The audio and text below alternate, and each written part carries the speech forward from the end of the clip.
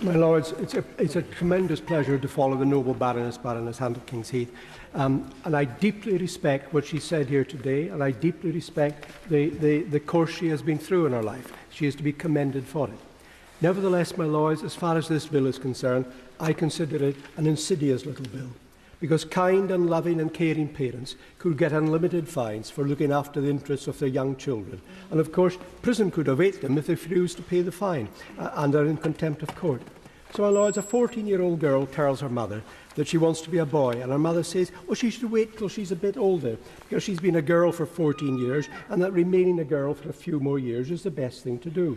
The girl tells her teacher, and next second the police are at the mother's door, and she is charged under Section 2 for making the assumption that being a girl is preferable, and under 2B that she's repressed her daughter's expression of gender identity. Then there's a 10-year-old boy who tells his dad that he wants to be a girl, and the school have said that he can get puberty blockers.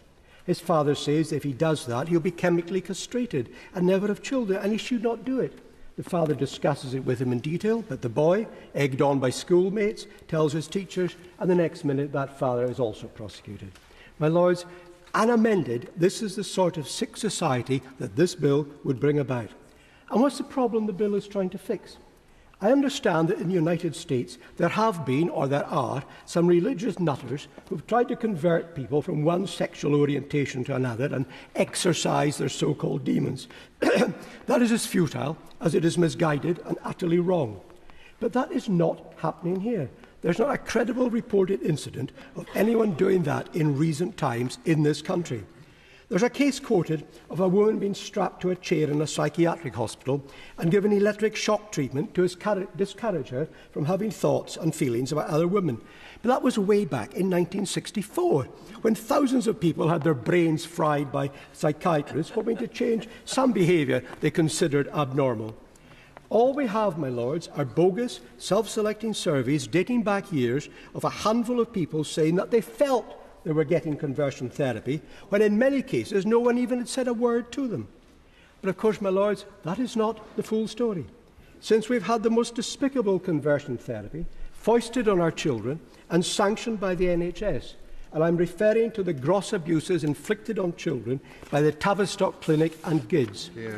Perhaps it was scrapping the words in the Hippocratic Oath, "First do no harm," that led to doctors neutering thousands of children. Or they were captured by the ideologues of the transgender cult, led by the discredited organisation Mermaids, which advocates cruel breast binding of girls. And of course, that is under investigation just now by the Charity Commission following safeguarding allegations. I exempt the courageous whistleblowers at the Tavistock who exposed this scandal and were vilified for it.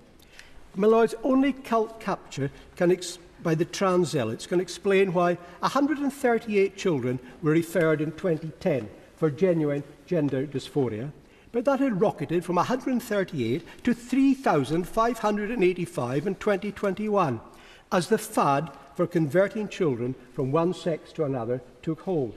But of course, those poor kids have not been converted from one sex to another. Boys have been chemically castrated, but they will never be women. Girls have been put on the drug Lupron, and some have had double mastectomies, but they'll never be men. These children will never have children of their own, and they're stuck in a sex limbo, neutered by doctors who should have given them proper counselling and advice, but instead put them on a fast track to destroying their sex. The Cass interim report has exposed what was utterly wrong with this Tavistock and GIDS, because they made an assumption that one gender was preferable to another, and with the intended purpose of attempting to change a person's gender identity. Does that sound familiar, my Lords? Because that's exactly what this bill is seeking to do. So the abuses which were done to children at the Tavistock, which Cass criticised, would be the same abuses which this bill would legalise. If we could make this bill retrospective and prosecute all those at the Tavistock who did this to little children, then I'd be the first to vote for it. A principal criticism of the abuses at the Tavistock were that no proper counselling or psychiatric advice was given. It was all peremptory and rushed, but if this bill becomes law, then anyone, parents, doctors, psychiatrists, teachers, seeking to give proper advice would be guilty of an offence. That's why, my Lords, I call this an insidious little bill, and it should never reach the statute book.